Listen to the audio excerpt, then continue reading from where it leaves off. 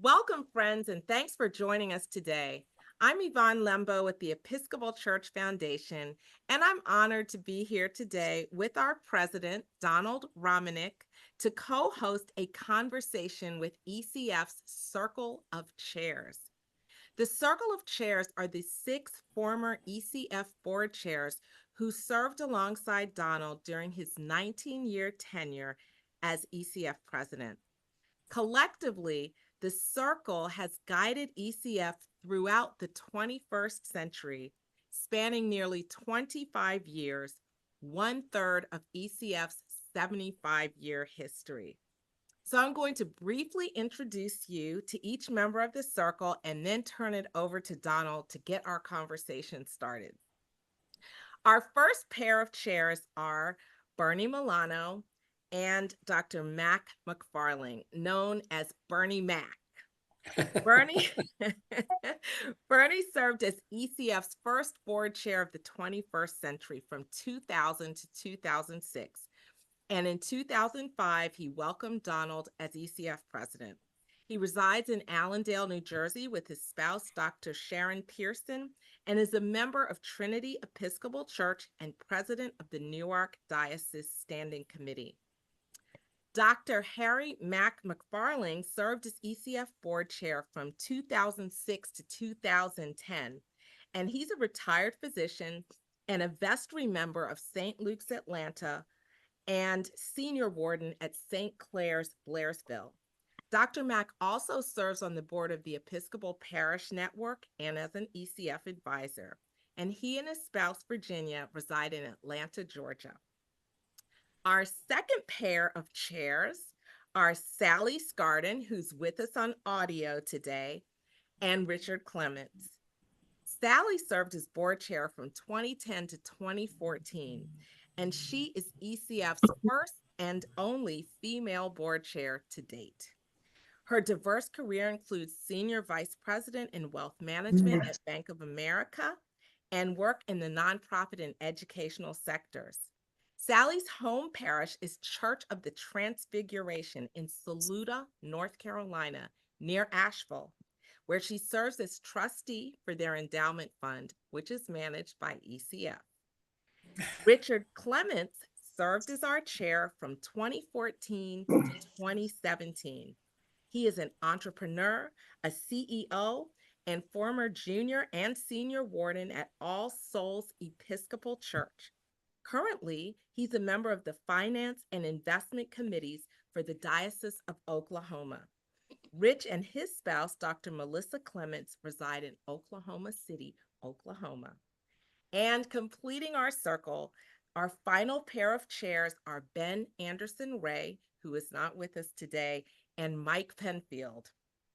Ben Anderson Ray served as our chair from 2017 to 2020. His career is in management consulting, and he's a member of St. Stephen's Episcopal Church in Middlebury, Vermont, where, along with his wife, Susan, they currently co-lead the St. Stephen's Garden Ministry. And finally, Mike Penfield served as ECF chair from 2020 to 2023. Currently retired, Mike was the founder and national director of the U.S. Bank Charitable Services Group. He's a member of St. John the Baptist Episcopal Church in Portland, Oregon, where he has served as senior warden. And he has also served as trustee of the Diocese of Oregon and currently chairs the Diocesan Investment Committee. Mike and his spouse, Michelle Weisenbach, have 4 grown daughters. And Donald, take it away. Wow. Just seeing you all in the room and looking forward to seeing you in person next week. Bernie, it's almost like yesterday meeting that interview at the KMPG conference room right across from St. Bart's on Park Avenue. Right. And I remember leaving saying, gee, I think that interview went well. And the next day I get a voicemail from the consultant. She says, I have good news from you. And I assumed that I made the next cut. And lo and behold, you all called me to be your president. What was going on in your head, and what was happening in the church and ECF at that time? I remember the interview very, very well. You mentioned I had been the chair from 2000 to 2006, which is longer than it's supposed to be, because as I was about to step out, our then president, Bill Anderson, decided to retire about the same date.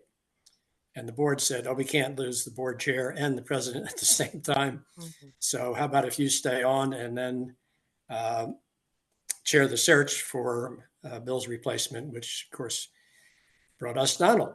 It was an interesting time because it wasn't too many years earlier when the Episcopal Church decided they couldn't afford to run planned giving and were giving it up.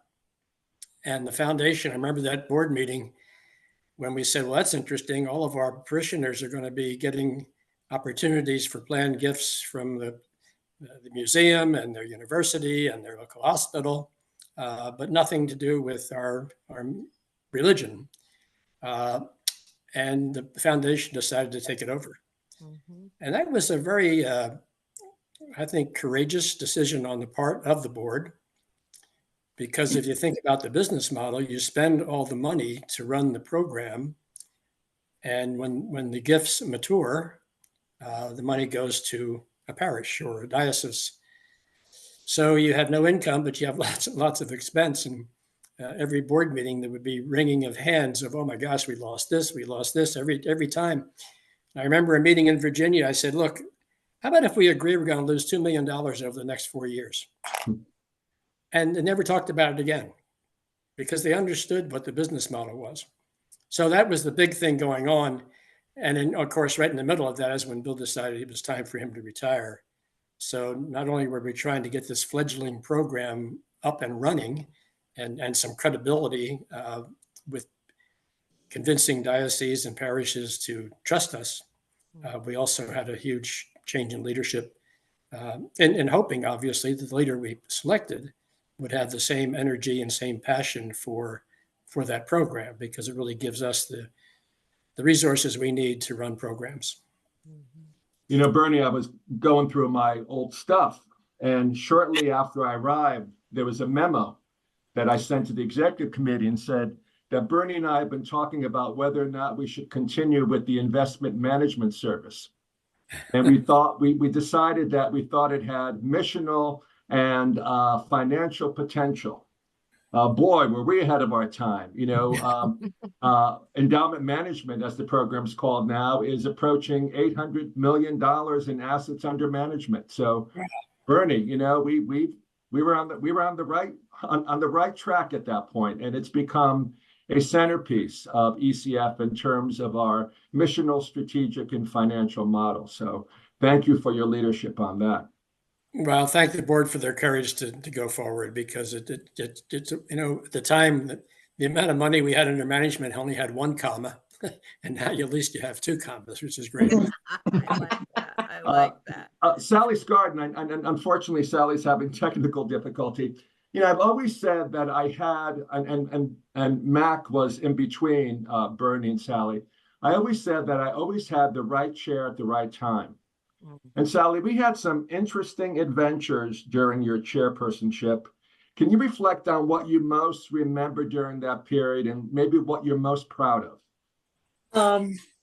Yes, the things that were going on in the Episcopal Church first were that Catherine Jeffries Sherrill was presiding bishop from 2006 to 2015, and I was chair from 2010 to 2014. So we were dealing with the impact of the changes, the challenges, and opportunities of that. I followed two dynamic, high-powered chairs, Bernie and Mac, and they had started the strategic planning, and that's what we focused the board on, to continue thoughtful, prayerful, strategic process. But our focus was also to get the right people on the bus. We wanted diversity. We wanted, what I was proud of was that we got diversity. And I'm not talking about geographically, I'm talking about diversity as far as everything. But we were mainly got people there who were passionate about being Episcopalians. They loved their church. They had strong faith, and that's what we wanted, was somebody with deep faith. And we wanted to get them more strategic, get the board focused more strategically, and also to be more collegial. My focus was to get the people to realize that we were different from any other civic organization or board anybody else had been on, that we were called to be different, to be bold, to do something more than just attend 2 meetings a year and represent a small group. We were representing the Episcopal Church. So the board, the development of the board, was one of the things that I enjoyed the most. And we also traveled all over, because we went to Cuba. That's what they say, Cuba, but they told us to say Cuba. And, to see the ministry down there, that broadened the relationships of the people who travel together. And it also broadened our relationship with the work of outreach. At that time, and it's still in our bylaws, that the presiding bishop could basically appoint 2 members to the board of directors. The other directors, it's kind of a self-perpetuating kind of governance committee. And often the presiding bishop reaches out. We often say we are underrepresented geographically. And lo and behold, we find this guy from Oklahoma City, Richard Clements. And not only is he kind of appointed by the presiding bishop as a director, he becomes chair of the board. And I remember meeting you, Richard, for the first time, and just finding you to be the most affable, supportive, loving, bright guy. And so what are your reflections on your time as chair? Well, I look back at some of the old notes of things we were talking about from the meetings. And my best recollection of what we were dealing with is we had a church in decline, huge drops in membership, the impact on local parishes, buildings that weren't being fully used, congregations, let's say, demoralized. And here we were, a small organization, a lay-led organization, unique in the church, and building on the strategic plan that Sally referred to. I think the thing that I'm most pleased with about having discussions with you and the direction you took was a strategy roadmap, and saying, we're going to focus our attentions on the things that we can make a difference on. There are plenty of problems in the Episcopal Church, and we can't solve all of them. And then we need to tackle the ones where we can be the most beneficial. And my recollection of most of our discussions were, are we staying true to that? Are we focusing our efforts where we can have a real impact on the life of a congregation, and ergo the Episcopal Church as a whole? Ben Anderson Ray was the subsequent chair, and Ben is a management consultant. He's also a coach. So it was very helpful when I would have kind of meetings with Ben. He would say, he would ask kind of coach-like questions. So what are you thinking about right now? And how do you think you might want to approach that issue? So that was a very helpful period. And then, of course, my friend Mike Penfield from Portland, Oregon, where we had a wonderful board meeting. I still remember, bought a wonderful Panama hat at the Haberdashers across the street from the hotel. Mike, you were, I think one of the strengths you brought to the table was your listening skills. And you listened to all your fellow directors, you listened to me, you listened to staff. And at this day and age, when people do more talking than listening, I really appreciate that. But what was happening on your watch that you could, share with us, and that you're proud about and would like to tell us about? Well, I'd first say I think I had an easier road than all my predecessors on this call for a lot of reasons. You had a long run before I not only got on the board, but became chair. And so I had a really smooth running organization, as we all know. I think, and I learned a lot from Richard and Ben, and Sally was always supportive. So I had a lot of, collegial support, which helped a lot. But I think the gap we identified at the time, and maybe a little bit before I became chair, was in development. We saw all these great programs that we do. We had our own funding, but we thought, what was it like if we had funding from donors and significant. We had donors, but we thought at our platform that we could do a lot more. And so we had some missteps, because you do that when you're trying something new in development. And then we got this marvelous development director. You all may know her, the beautiful lady up there in the Zoom box. And not problem solved, but culture changed so that we can be successful in development over time. So I saw that as the one big gap. When you're board chair, you're thinking about today, of course, but you're also thinking out 3 to 5 years. So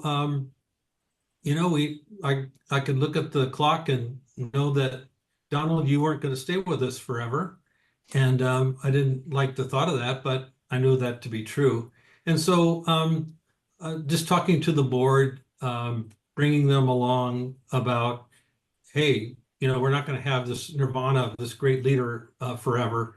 And how do we talk about that? How do we deal with that? And hopefully that's helped as we came into 2024. So those to me were the two things that I was dealing with.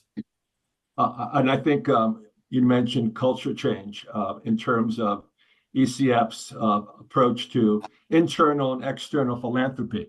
I mean, it was kind of ironic because part of our mission was to help the church raise funds. And it was kind of like the classic, the cobbler's kids have holes in their shoes and the dentist kids have cavities. And but we've been blessed with Yvonne, who not only has the skill sets and development, but she has a passion for our mission, and she's been a great partner. So, Yvonne, I'm sure you have some questions for our distinguished circle of chairs. So take it away. Thanks so much for the shout out. I wasn't expecting that, but wow. So my question for each of you distinguished circle of chairs members is, how did you work together with Donald, the board, and the staff to address the challenges that you've identified that were on your watch? Really interested in hearing anything you can share about those interpersonal dynamics, working with a strong president, working with your fellow board members, and working with staff. So let's circle back around to Bernie to hear from you. Okay, well, before I do that, I want to show you something that Sally talked about. You see that spear in the background? Yes, yes. There was a board meeting in Johannesburg, which we arranged, and unfortunately, I couldn't go at the last minute. So Mac brought that back for me, and that's in the day when you could bring a spear on a plane. So I really treasure it. Well, keep in mind that what we were doing, we were transitioning the president, and that role had always been called executive director, and the person who became, quote, the chair was called the president. So when I became, quote, the president, I said, this makes no sense. The president is an operating level, and the executive director is much more than the executive director, just carrying out somebody else's ideas. So we were able to change it to president, which I think certainly more captured the role, the span of the role. So there we were, obviously, with we have new board members every year, and then we had a new president coming in, and then we had this, again, the fledgling program about investment management, and we had no credibility in the field in that. So I'm glad Donald captured or remembered that exchange we had, because it took the courage on the part of the president to want to move on that. I mean, easily at that time, if the president had said, I'm good in this area and good in that area, but I'm not so sure we should be devoting our time to this. But he embraced it immediately and built the kind of team that we have in place now, which has made it very, very successful. And my hope is that we can continue to build that, because the revenue that gets thrown off helps us carry out so many of the wonderful programs that you all are running. And I'm sure you have a list of programs that we can't get to because we don't have the financial resources to do it. So I view that as being the engine, the potential financial engine for ECF to go forward. Wonderful. Thank you so much, Bernie. And then we had Dr. Mack, and then we had Sally coming in. So Sally, how was it for you working with Donald, the board, the staff to address the challenges on your watch? You realize that bonding makes a team more productive. And at that time, we had a lot of strong, colorful individuals on the board. And it was delightful. It was what we wanted, what we sought, but it was very challenging. And it took some real tough conversations to focus everybody, to communicate, to listen, to connect. Because it was real important that we communicate.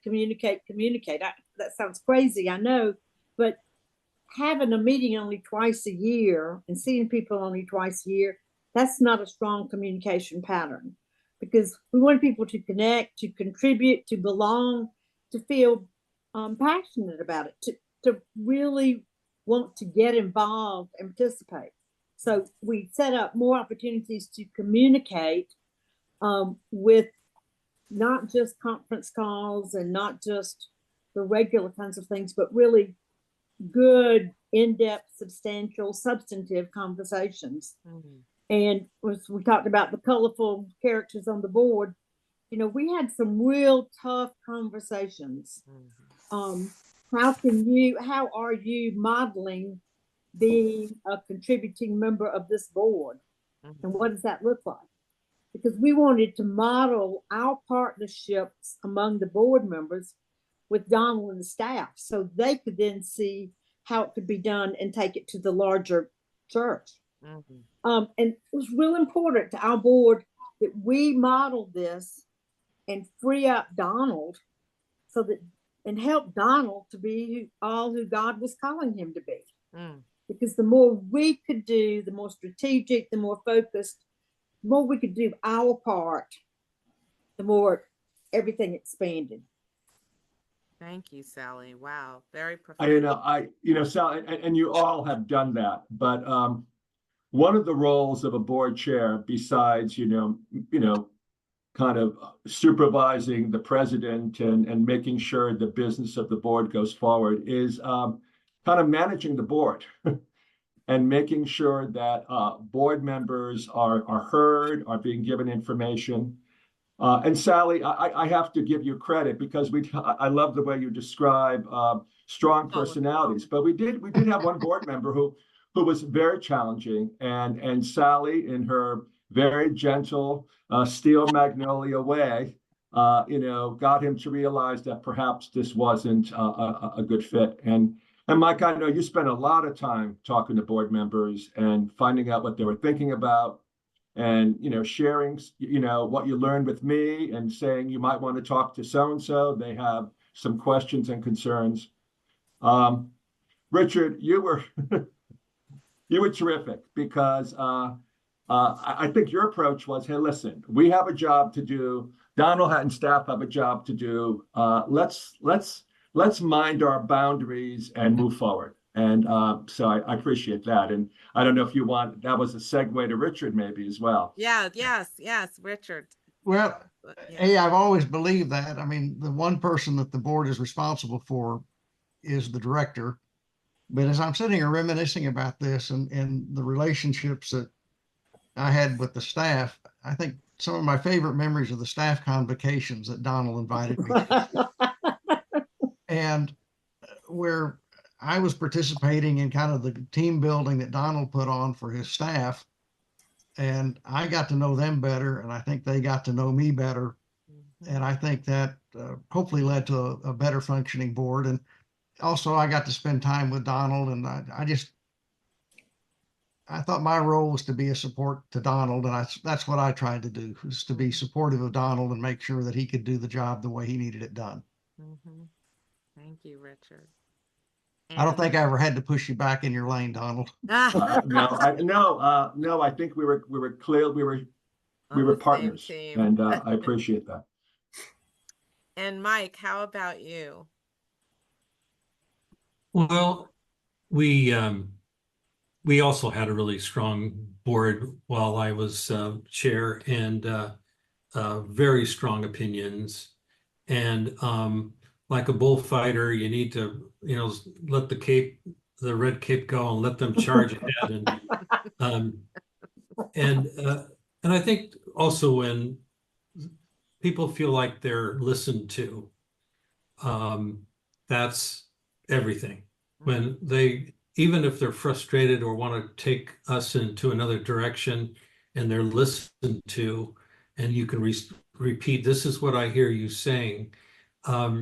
It's magic. Good things happen. And as Donald just said, I made sure that he knew who I was talking to, and if there was a messaging that he needed to hear about, I made sure he heard about it. To Richard's point about my job was to support Donald. Great, Donald. You have the next round of questions. So here we are. I mean, we talked about the church in decline. In fact, the church is half the size it was when in 2005 in terms of average Sunday attendance and membership. I'm very excited about the new presiding bishop. I think he's going to kind of make some structural, systemic changes in how we do business. What I'm hearing now is hopeful rather than being, optimistic, especially given everything that's going on in the world and in the church. What are you all most hopeful about when it comes to the Episcopal Church and when it comes to ECF? And again, I'll start with my first board chair, Bernie. We know I was in the search committee for our bishop, and she came in just about 8 years ago, I think, 6 years ago. And being the president of the standing committee gives me a kind of a lens into what's happening with the diocese and the number of parishes that we've lost. I think about a third of our parishes don't have clergy, which is not good. Buildings that we can't sell. Saw an article yesterday where some denomination has been smart enough to think of those churches as potential condominiums or actually single family homes for people. So rather than trying to sell a church as a church or into a restaurant. So I just don't know where we're going to go. I mean, as we shrink and as we have less revenue, I mean, our diocese is voluntary contributions from the parishes to the diocese. So there's no assignment, there's no formula. So they don't know until they get to the early January as to how much money they have to really run the diocese. So trying to have the kind of support that you need from the diocese to the parishes to help the parishes flourish is a real challenge. We're starting to change the things that we measure. I don't know that that's the right thing to do. You can, as soon as you decide to change the things you measure, then you can start to declare victory for whatever that new measurement is, and forget the ASA, which has always been the model. Have people in the pews so that people are available to run fellowship, run outreach, whatever it might be. Trying so hard to get parishes to come together. Our parish, as a result of a merger we went through in 2010, we were clear not to call it a merger because in the business world, a merger means one wins and one loses. So we called it a unification. And we're 15 years into it now, and it's been successful. So I've been trying to work with parishes who want to come together. They might be a mile apart, 2 miles apart, 3 miles apart. And yet we get into the discussions, and they can deal with, who's minister, who's priest, who's music director, who's parish administrator. But oh my gosh, when you talk about the buildings, that's where the line gets crossed. And I keep saying to them, isn't the mission to save your worshiping community? Isn't that why we're doing this? But it's, oh yeah, but I was married in that church and I'm baptized our kids and confirmed in that church. So I try to be as as gentle as I can be. But when you're 84, you can lose your gentleness from time to time. So you're insisting on staying separate and watching both parishes die, as opposed to coming together and recognizing that the buildings are not that critical. And I'll tell you, 90% of the time, they opt to die. They can't give up the buildings. And so it's, when we merged, we had the same issue, the building. And I said, okay, we're not going to talk about the building for 2 more years. Let's come together. Let's unify. We picked a new name for the church. We had a 50-50 vestry. And we're not going to talk about the building for 2 years. Well, literally 2 months after we started worshiping together, the church that we decided not to worship in had an Alcoholics Anonymous meeting, and they threw their candles into a trash can, and the fire took over. So we ended, and that was that. that solved the building problem, yeah. And it's a long story about the church pension fund, or the church insurance company, how we had to deal with them about that issue. But and we had 2 churches that never had more than $40 in the bank at any one time. And by the time we got the insurance settlement and sold the burned out church, we had $2 million and gave 10% to the. So at any rate, we have to be smarter in how we protect and encourage and build what we presently have. And it takes some tough love sometimes to convince the parishes that the right way forward sometimes has some pain associated with it, but at least you're going forward. Yeah, and Bernie, Diocese of Newark, the Rust Belt, we are hemorrhaging at a faster rate than other parts of the country. Sally, you have a parish in both North Carolina and South Carolina, and obviously people still go to church in the South. What are your thoughts about this, and what are you hopeful or excited about in terms of the future of the Episcopal Church and ECF? I have to go back to what Bernie was saying about it being tough love, because I think we all have been through such challenges, and that we want to focus on the positive and what can move us forward. We want to try the new things that will build, that will encourage, that will help people on their spiritual walk. And I know I don't mean that as a generality, but I feel I'm optimistic that small churches and groups have strong, deep faith communities, and they are doing more now than they've ever done before. Now, the numbers are not there, the parishioners and the churches and stuff, but the impact of their ministries is much stronger than it has been before in the small communities I've been involved with. And I'm optimistic about the laity and clergy partnerships. I'm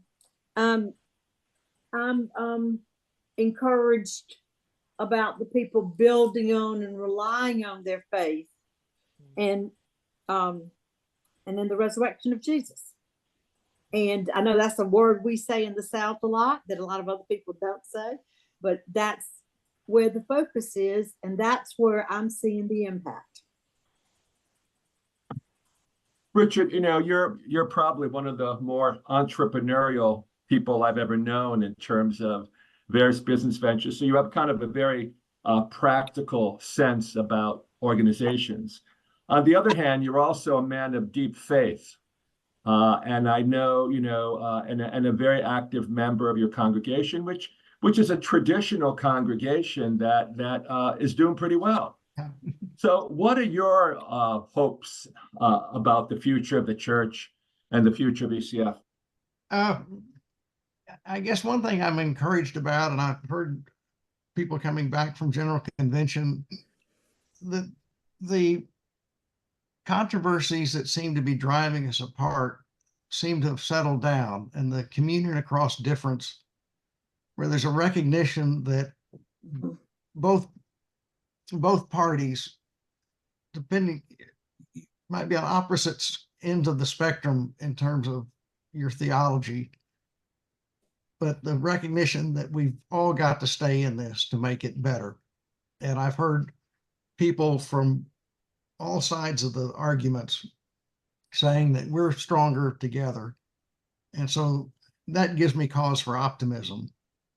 The other thing, there are pockets of growth within the Episcopal Church. And one of the things I'd love to see ECF study is identify those parishes that are growing, because they are out there. And maybe we can find out, why are they growing? I mean, it's not always just they're in the right part of the country. It's what are they doing right that other churches might learn and emulate from? So I guess that's the entrepreneur in me. It's like, let's look at what their best practices are, and maybe we can identify that and then spread that amongst the greater church. Yeah, great idea. That's a great idea. Yeah. Mike, other than Vermont, which is probably the least churched state in the Union, you come from a part of the world, the Pacific Northwest, Oregon, which is also, I guess, has more of a secular approach.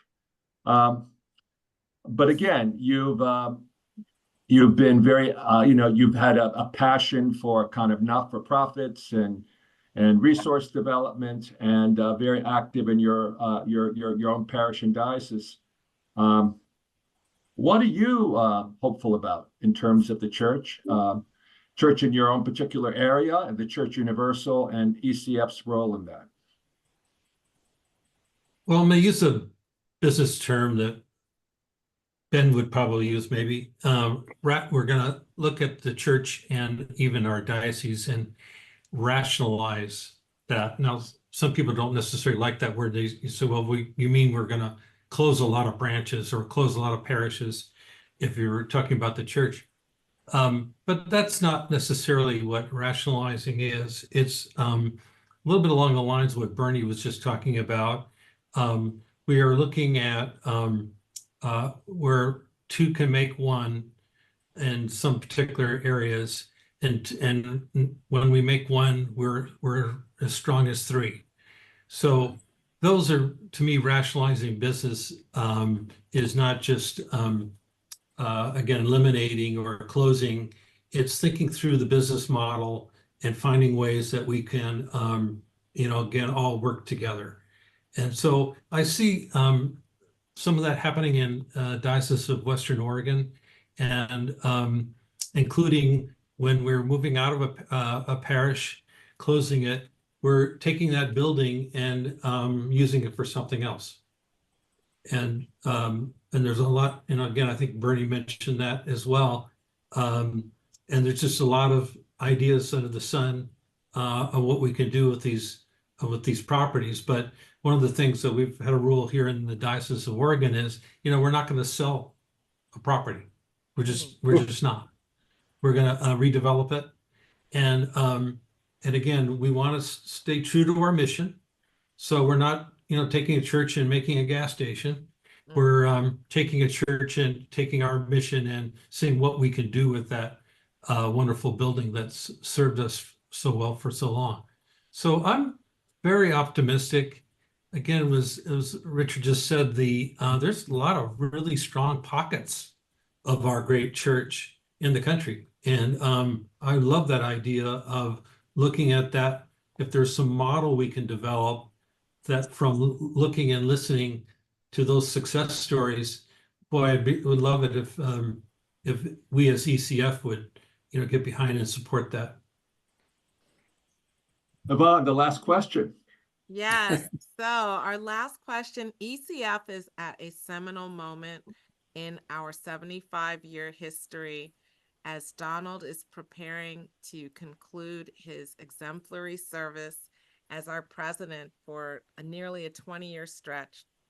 And literally within weeks, we will be welcoming a new president to ECF and embarking on our 4th generation on mission. And in the African American church that nurtured me, hearing from the elders at a time like this is so important because it's the link, the continuity of our identity and the roots that have nourished and nurtured and brought us to where we are. So I'm not saying that anybody here is old, but this is a great moment to hear your voices speaking to our present board chair, Todd Anderson, and our soon to be named new president.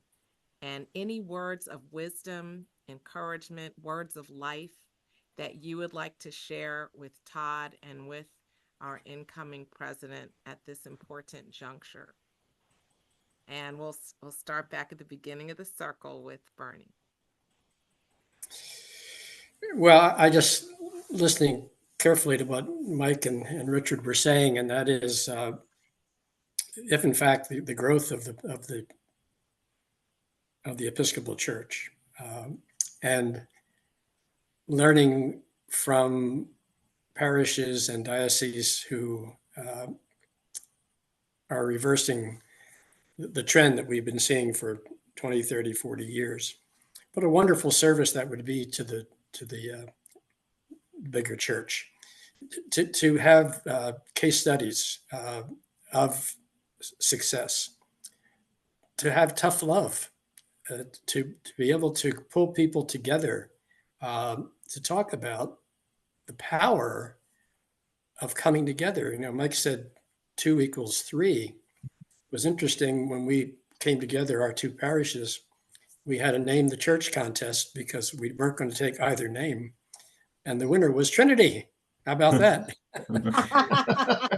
Wow. Yeah. So I really think that the ECF is in a unique position that maybe you have to hear what the new presiding bishop wants to do, obviously, but to lift up successes, to lift up where people have had the courage to step out, to put together, it could be almost be like a playbook. How do you go from being a parish that can't afford to have a rector and can't afford to run very much in the way of mission? And how can you take it from there to, I hate to use the term success when you talk about ministry, but having a viable parish and an energetic set of parishioners who become more involved in their community. So I think that's a role that the ECF should play at this point. Thank you. And Sally? My first words would be for the incoming chair, for the board, for ECF to be bold. Go back to what Henry Knox Farrell said in 1949 when he created ECF, is that there are too many people in the church that have strong convictions about little things. And I think we can all stay real busy and be real involved doing things that have little impact. So my strong encouragement, support, cheerleading would be to say, be bold. Be as bold as you can possibly be. Experiment. Try new things. If they don't work, that's okay, because we'll learn something in the process. You've got a strong history, a great staff, and I would, of course, always surround all of this, and I would say pray. So be bold and pray. My two things. Thank you, Sally. And Richard. Well, as I thought about this, and I looked at the accomplishments in Donald's 19 years, it's really remarkable. But if you look back on it, each year, each board chair has left the place a little bit better than they found it. And so now Todd and the new person coming in has a great foundation to work from, stronger than what Donald had when he had to start. So, I think they have more freedom just to keep on keeping on, so to speak. And my encouragement would be to continue with the strategic thinking of concentrating on what issues is ECF uniquely qualified to handle, because there's still a lot of problems in the church and ECF cannot take care of all of them. But where can we be most effective? And I think the organization will continue to thrive if that is the viewpoint that they take as they move forward. Thank you. Thank you, Richard. And Mike.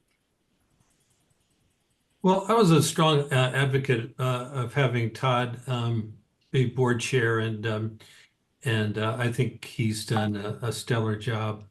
But I also agree with all the comments made, Sally's in particular, that be bold. I'll use a football analogy: throw the ball down the field, and let's see what happens. Because Donald has had a remarkable 19-year run. We are super strong financially, otherwise. We have a great staff. So this is the time when we can take some chances and do some things that are bold. And it's important that we do it. Thank you, Mike. And Donald, you're an elder too, so do you have any words to the future? Yeah, and I remember when Sally, we used to talk about being respectfully edgy. And I think, one of my charisms over the years is kind of truth telling. Kind of say, the emperor has no clothes, but we will help find him some clothes. I think Sally was right on. Be bold. Don't be afraid to fail. We as Episcopalians hate to do that, and continue to listen and ask questions and figure out what God is calling us to do and be. But this has been an incredibly wonderful conversation. Thank you all for participating. Well, we're sorry we didn't see Sally, but we definitely heard Sally. Absolutely. And we're sorry that Mac and Ben couldn't be with us, but they've been with us in spirit. I just want to thank you all, not only for being here today, but your historical presence at ECF. Bernie, I just remember meeting you for the first time, your energy and enthusiasm, and talk about calling it the way it is. That's also been part of your legacy as well. And Sally, obviously, we had some very interesting times together. And Richard and Mike, I have a tremendous amount of respect and affection for y'all. And thank you for being part of my professional, personal, spiritual journey, and look forward to continuing the relationships going forward. So thank you very much. And we thank all of you for joining us today. And we thank our circle of chairs for all that they've shared, our president, Donald Romanik. Thanks again. Thank you. Thanks. Thank you. Bye. Bye.